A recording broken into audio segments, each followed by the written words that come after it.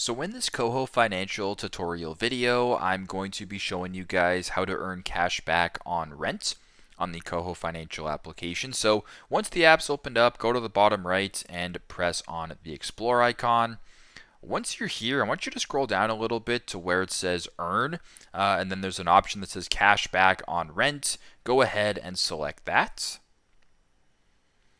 It'll then bring you to this screen right here where you can read all about earning cash back on your rent. So if you wanted to go down right here, you can also see how to earn. So be on the everything plan. So make sure that you upgrade your plan to the everything plan.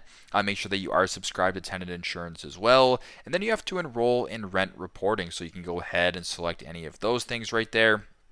And at the bottom, you can see the full terms and conditions as well, but it says you will earn a cash back of 0.25% on top of 3,000 rent paid via your KOHO account per month.